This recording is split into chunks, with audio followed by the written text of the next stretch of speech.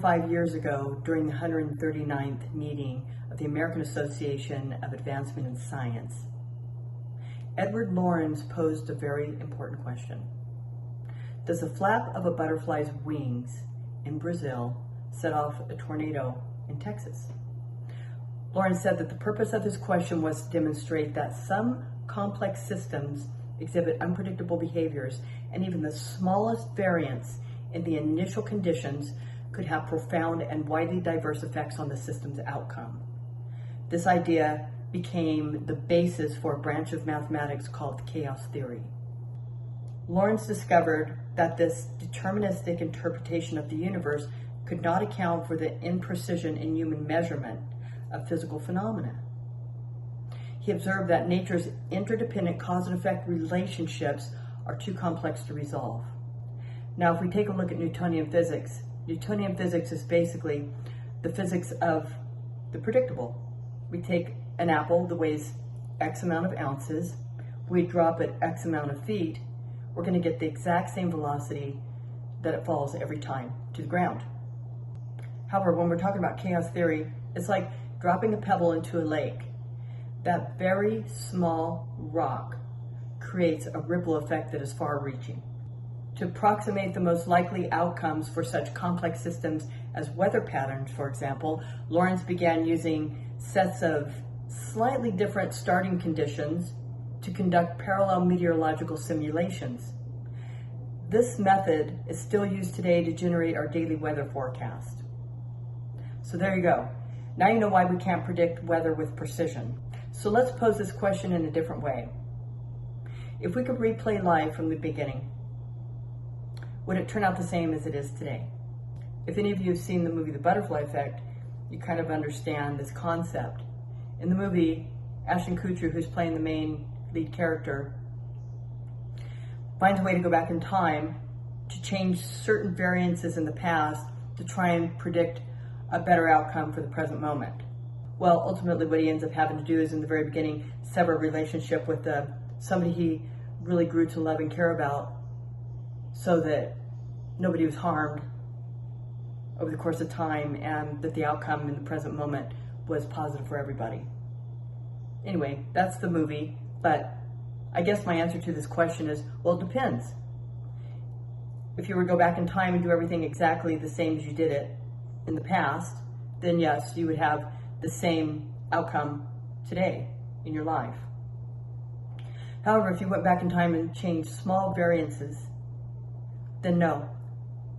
The outcome today would be either slightly or profoundly different.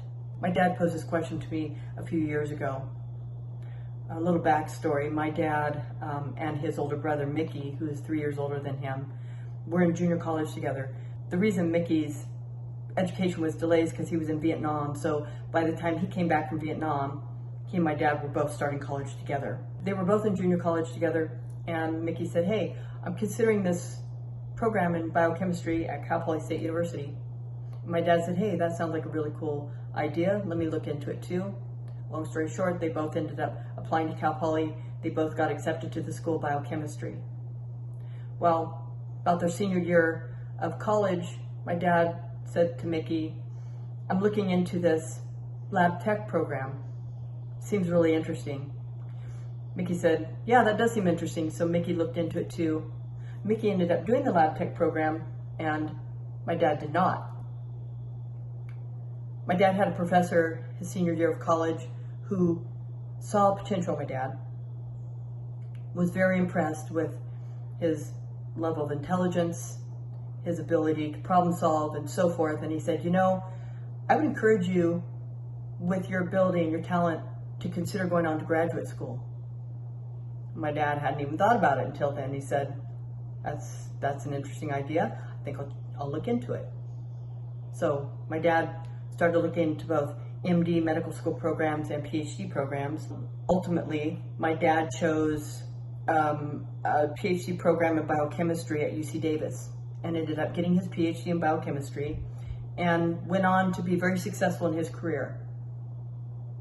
And my dad was posing this question not because he was disappointed with his life, but just kind of a curiosity, rhetorical question, just kind of throwing it out there like, I wonder what my life would have been like if I had gone into MD medical school instead of getting my PhD in biochemistry.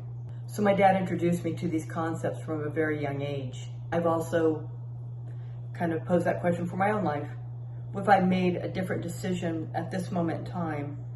You know, would things be better in my life? Would they have progressed more quickly? Or would I not be where I am today at all on any level? You see, every action sets off a chain of events. No single action is an isolated occurrence. Let me give you an example. I have a very close friend who has used these very concepts in his own life to create his own success. You know, he says, I see this phenomenon happening around me all the time. Like one day I maybe get late getting out of a meeting and I might be kind of irritated about it, but I'm driving down the freeway, late getting somewhere else, and in front of me is a 5-car pileup with fatalities. This actually happened to him. And he said, you know, if I had left 10 minutes earlier, I very likely may have been a part of that accident. So we don't always know why things are happening in our life the way they are. Sometimes a seemingly negative situation is preparing us for a more positive outcome or future. So this phenomenon is called the butterfly effect. And I practice this daily. And here are some things that I do. Number one act of kindness a day. At least one act of kindness daily. Whether it's smiling to somebody, complimenting somebody, helping somebody in some way, or giving a good customer service review. That's one thing I started doing. I am running 4 businesses and I do talk to a lot of customer service representatives.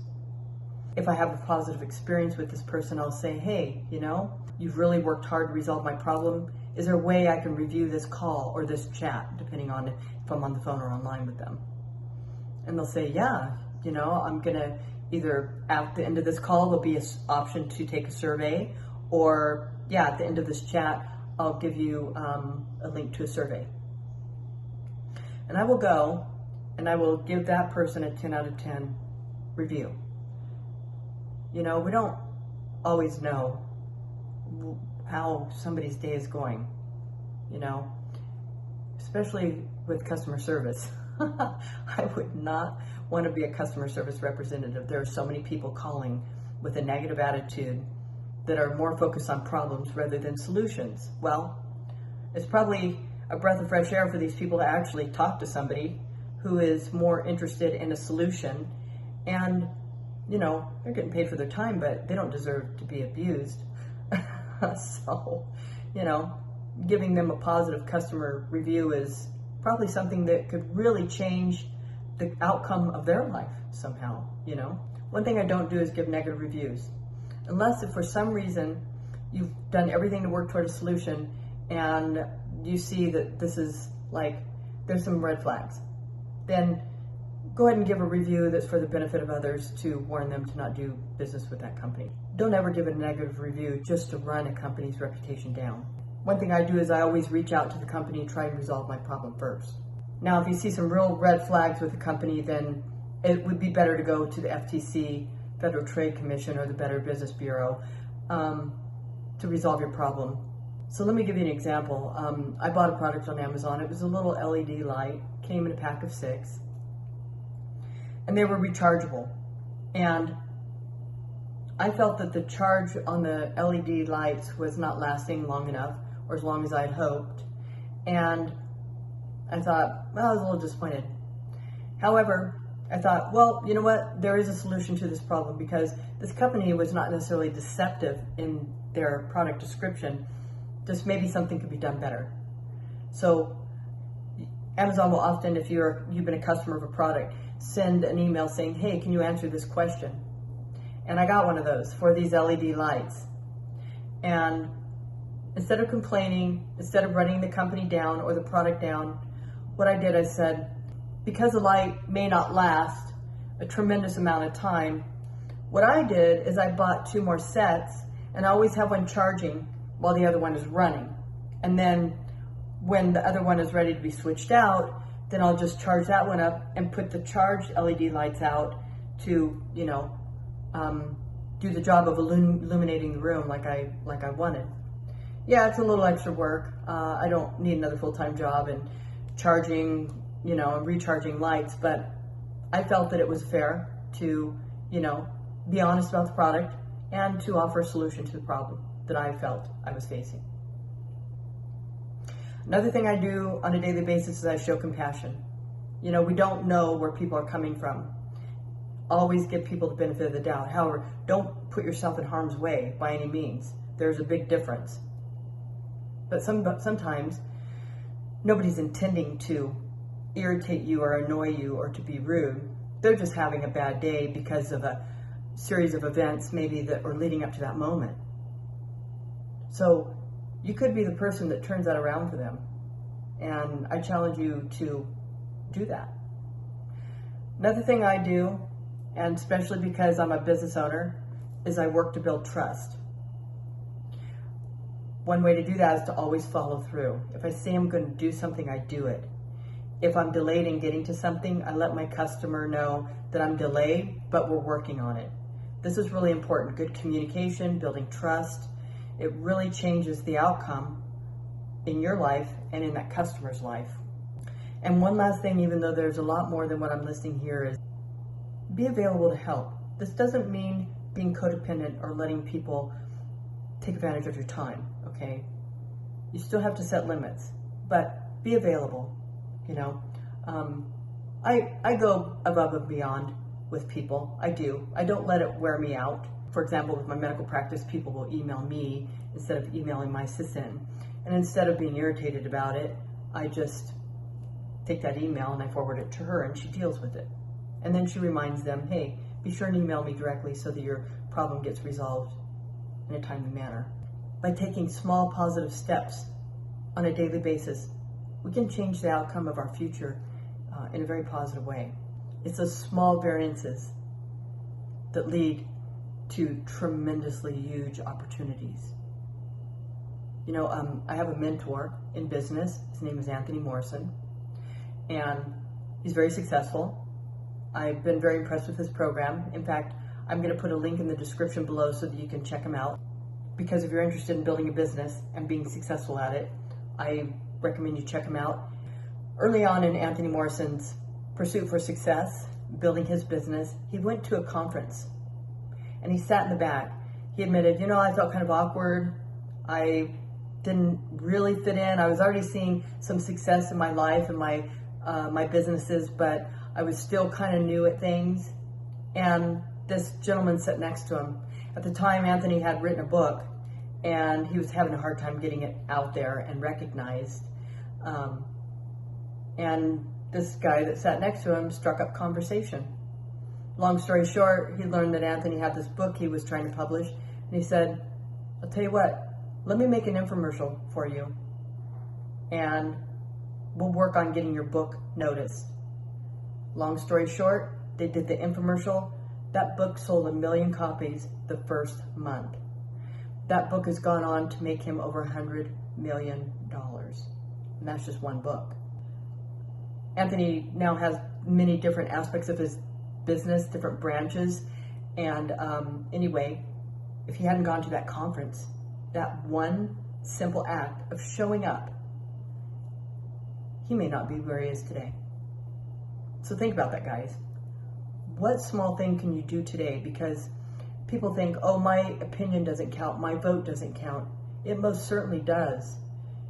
Your input in life, for example, showing up, having an opinion, doing one small act of kindness a day, could make the difference between your success or failure in the future.